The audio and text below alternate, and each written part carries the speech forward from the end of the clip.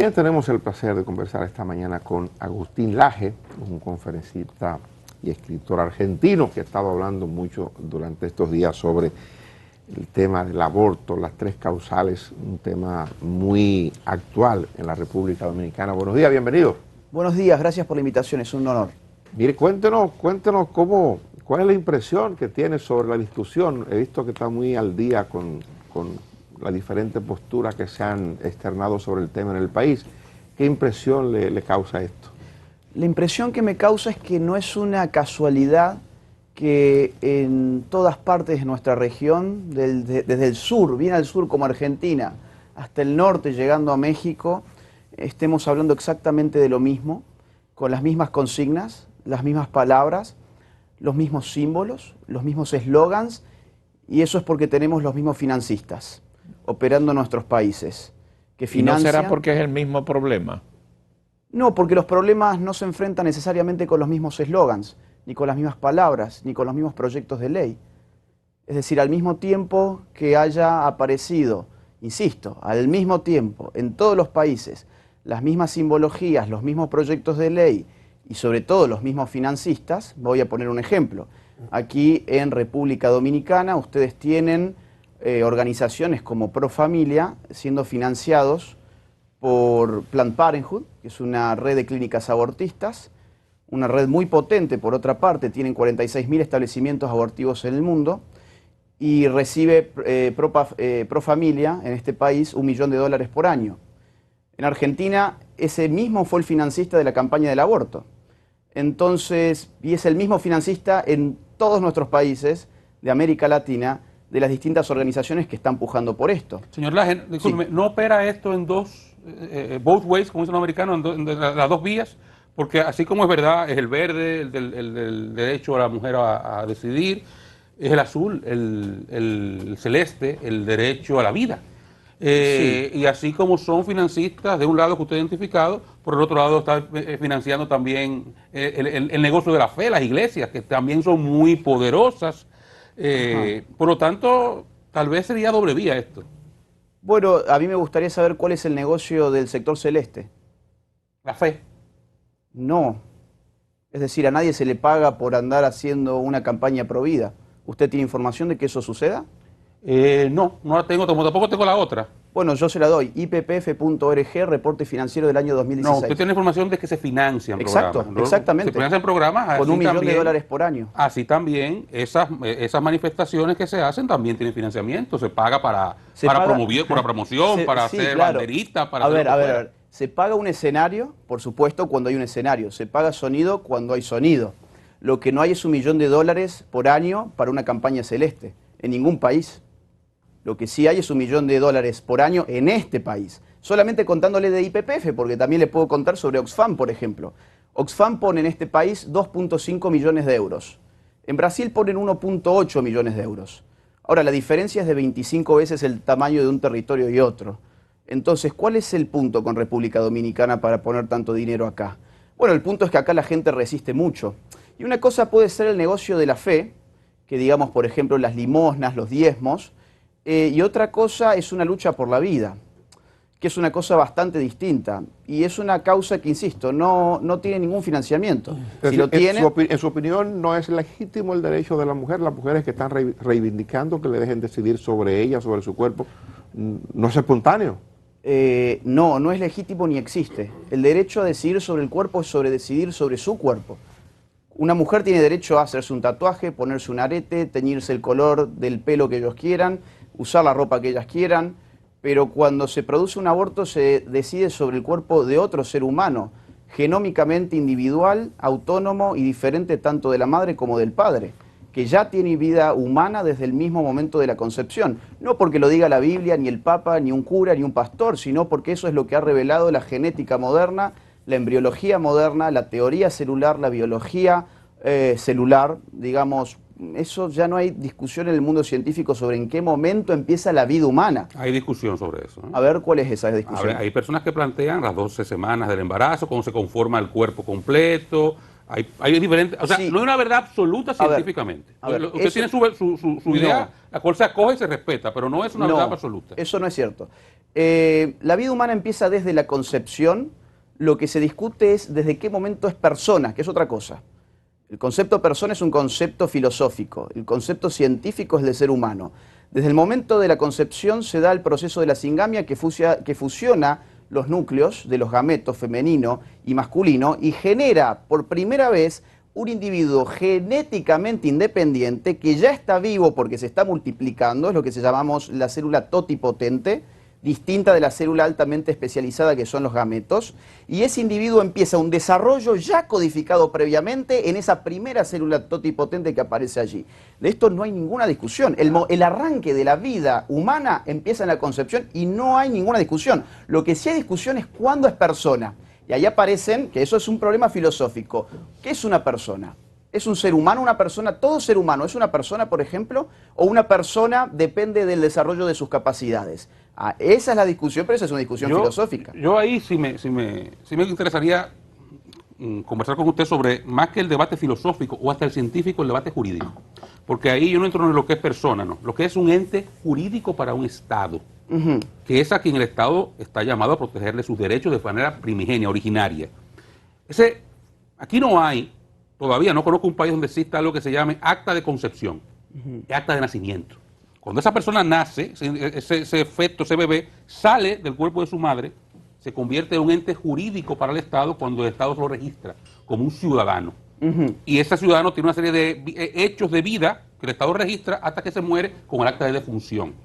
Ese es el ciudadano que tiene una serie de derechos protegidos que el Estado debe mantenerlos por encima de cualquier otro derecho de un nonato, por ejemplo. Entonces, esa mujer que nació, que tiene una condición de ciudadana de un Estado, tiene unos derechos que están por encima de un cuerpo que se está gestando dentro de sí mismo. O sea que ahí yo no entiendo cómo usted me va a justificar que el derecho de ese cigoto que está ahí adentro tiene más derechos que una mujer. A ver, mire, si usted quiere hablar sobre temas jurídicos, yo entonces le pediría que me explique cómo su explicación, cómo su argumentación es compatible con el artículo 37 de su Constitución. Con el 38. ¿Cómo es compatible? Con el 38, el derecho a la dignidad humana. La mujer tiene derecho a tener a su propia dignidad. Perdón, ¿y el 37? A la vida. ¿Y La entonces? mujer también tiene derecho a la vida. Por supuesto que sí, ¿quién Claro. dice que no? Tiene derecho a la vida. Pero, ok, tiene el derecho a la vida, Sí. pero ¿y el aborto cómo entra en esto? ¿Cuál? El aborto, de lo que estamos hablando acá, ¿o no El derecho estamos hablando de la aborto? mujer tiene derecho a su propia dignidad. O sea que su dignidad está en función de si mata o no mata a su hijo. Depende ¿Depende de qué? de su derecho a decidir sobre su vida. Pero si está disponiendo de la vida de un otro, de otro ser humano. O sea, su dignidad está en función de si mata o no mata a su hijo. ¿Eso es lo que usted está argumentando acá en vivo en este programa? O si se mata a ella. Se mata a ella también. Porque ¿Cómo? Sí. una decisión pudiera ser que ella decida matar o morirse No. porque está en peligro. Un caso que pueda morirse. Aquí, y de hecho, yo no entro ni siquiera en las tres causales, para mí es un tema irrelevante. Yo creo en el derecho absoluto de la mujer a decidir sobre su cuerpo. Pero a ver, ¿usted quiere hablar sobre ciencias jurídicas, sobre filosofía o sobre ciencia? Porque está mezclando todos los A mí me puntos. interesa mucho el debate. En este caso, yo trato de mantenerme dentro del aspecto jurídico. No filosófico, no religioso, no ciencia, jurídico. El derecho que tiene una persona, en este caso una mujer, a tomar decisiones que le afecten su vida. Usted me está hablando de filosofía, entonces, señor. Usted me está hablando de la categoría vida, de la categoría de derecho absoluto, No, yo estoy hablando de la categoría de voluntad. sujeto jurídico ante un Estado. Me está hablando de filosofía. No, sujeto jurídico ante un Estado. Un Estado que Me me está hablando de dice... filosofía. Hablar de Estado es hablar de filosofía. Bueno, está bien, es su forma de verlo. Yo lo veo... Eso se llama filosofía jurídica. Yo lo veo y como un política. acontecimiento, como un hecho jurídico. O sea, hay un ser humano que está formado ya y el Estado lo ha registrado con un acta de nacimiento. Aquí no hay acta de concepción. A ver, ok, a ver. Entonces, Agustín, ¿por qué el derecho? Agustín, Un segundo. ¿Lo permite brindar un cafecito Santo Domingo. Un Un segundo. cafecito, Agustín. Pero mire, un café Santo Domingo, Miren, por favor. Por estas situaciones yo tengo una gastritis crónica, entonces se lo agradezco. Se lo agradezco, voy a simular que lo tomo Salud, para la cámara. salud. Y que, No lo simule. Mire, vamos, sí, no, vamos. sí, pero no lo simule porque entonces no quiero que simule nada de lo que está diciendo. No, en serio, mire, lo acabo de probar, es buenísimo. ¿Le gusta Muy el rico. café Santo Domingo? Exquisito. Riéguelo. Lástima que en Argentina no tenemos tan buena calidad de café. Toma más mate. No, eso también afecta a mi estómago. Yo solamente tomo esos tés un poco LGBT como el té de manzanilla y todas esas cosas para que mi estómago no me afecte demasiado porque estos temas me han traído gastritis crónica, lamentablemente. Los temas. Y sí, es que son temas espinosos. no lo sufra. Pero entonces le dio más en Argentina cuando se perdió el pleito. Yo lo sufrí mucho, pero yo quiero aclarar algo sobre eso, porque hay mucha gente que ha dicho, ¿y qué viene a hacer acá usted si usted perdió en Argentina? Para mí la vida Yo no humana... le dije eso, ¿eh? Es usted que lo está diciendo. No, mucha gente lo dijo. Ah, No digo usted, no. Dije, yo quiero aclarar eso porque mucha gente por internet ha dicho eso. Y la verdad es que a mí la vida de un ser humano, ya sea en Argentina, en República Dominicana, en Chile, en Perú, en México, para mí tiene la misma dignidad. Si a mí me invitan el día de mañana a defender la vida, no sé, en Cuba, en Pakistán En Corea o del en Norte. Marte, yo voy a ir lo mismo. Es decir, Eso yo, es trascendente, la nacionalidad de una persona es trascendente. para mí también, Pero- pero a mí también me resulta intrascendente si el Estado ha registrado una persona como persona o no. Ese es un hecho jurídico positivista, digamos. O sea que si el Estado se perdió de registrar un acta de nacimiento, esa persona no es una persona porque el Estado no lo No, yo registró. estoy diciendo que cómo se puede colocar por encima un derecho, el derecho de un ente en gestación que no ha sido, no todavía reconocido por el Estado como un bien jurídico, como un sujeto jurídico, sobre el sujeto jurídico ya reconocido. A eso yo me refiero. Bien, y yo quiero ir a ese punto si usted me lo permite. El reconocimiento del Estado no es lo que otorga dignidad al ser humano. Si así fuera, estaríamos en un peligro gravísimo. Si nuestra dignidad estuviera en función de que un Estado nos reconozca como seres humanos, estaríamos abriendo la puerta a un totalitarismo inimaginable o bastante imaginable si revisamos lo que ha pasado en el siglo XX. Entonces, yo no comparto la posición de que nuestra dignidad depende de que un político o un burócrata nos inscriba en un acta de nacimiento. Y por otro lado, ¿cómo determinar el tema de la incompatibilidad o el choque de los derechos? ¿El derecho de la mujer a matar a su hijo o el derecho de su hijo a vivir? Bueno, porque el fundamento orgánico, ontológico y lógico, en ese orden, del derecho es la vida.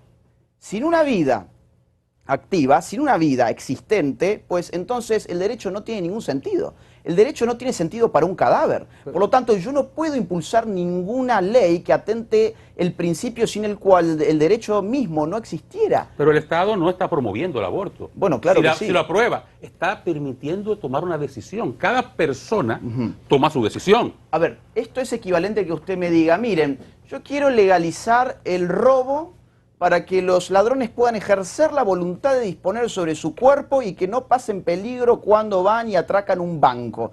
Entonces el Estado en verdad no lo está promoviendo. El Estado simplemente está dando la posibilidad de elegir.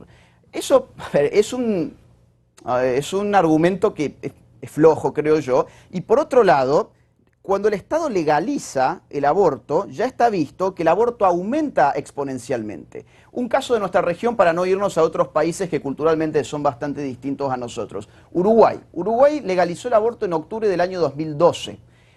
En ese momento le decían a la población, porque le mienten siempre a la población, le decían, hay 150.000 abortos en Uruguay, abortos clandestinos. Se legalizó el aborto en octubre del 2012 y en el 2013, ¿sabe cuántos abortos se registraron? 7.000.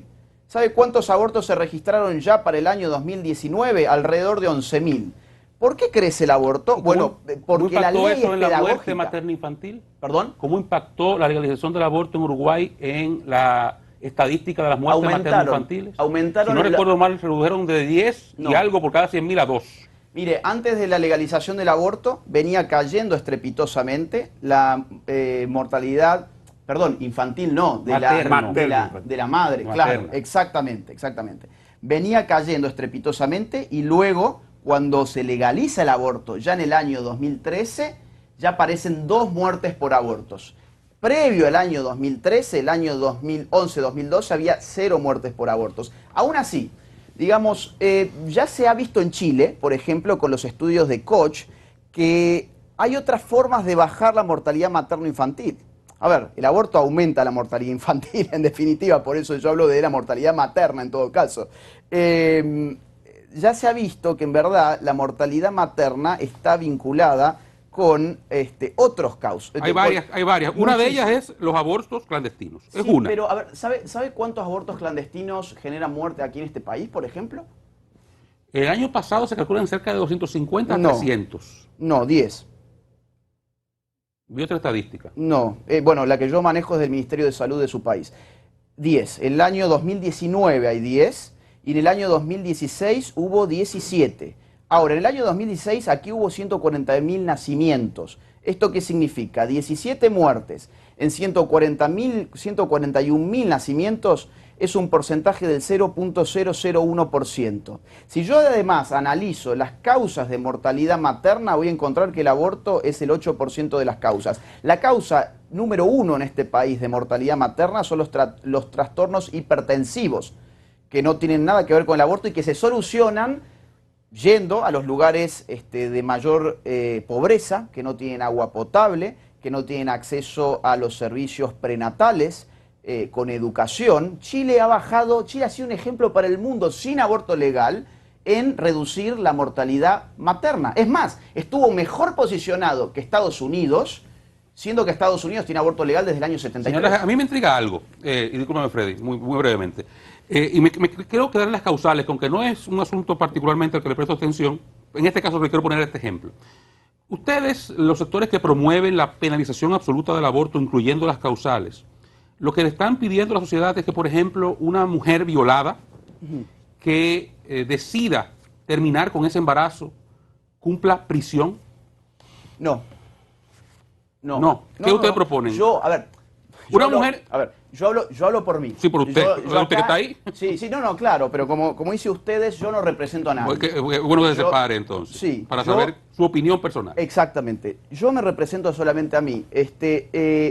Yo creo que el Estado en una situación así tiene la capacidad del indulto, que es otra cosa. Y ahí ya no se le informa a la población que ese caso es inocuo, que es una cuestión que es de la mujer que dispone sobre su cuerpo y que entonces... No, el Estado le está diciendo a la sociedad, miren, a ver, ahí hay un ser humano, asesinarlo es algo malo, pero finalmente el presidente podrá decir, bueno, miren, a ver, acá tenemos una situación particular. Hay que juzgarla primero. Acá tenemos una situación... Y aparte, a ver... Hay que juzgarla y procesarla. De hecho, cuando hay una violación, yo supongo que también hay que juzgar al violador. Sin duda.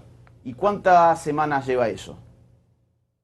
No, yo no estoy... yo no estoy enlazando. Pregunto simplemente porque les quiero, digamos, argumentar de que pensar que en 12 semanas, porque el proyecto que se discute acá dice 12 semanas, es impracticable. Es decir, una mujer denuncia una violación. ¿Cuánto tiempo lleva la justicia en determinar si hay un culpable, quién es el culpable, el hecho existió o no existió? Yo creo que lleva más de 12 semanas. Entonces, ¿cómo hacemos? Hay técnicas modernas que no necesariamente en cuanto a ver si hubo una penetración, que hubo rasgaduras, violencia, hay mecanismos. Por supuesto. Lo que habría que ver en ese caso también, y que esto ya no hay mecanismos, es en qué momento se dio la fecundación, para saber si estamos frente a 12 semanas o no. Bueno, la ciencia ahí se establece el tiempo, el primer día de la última menstruación.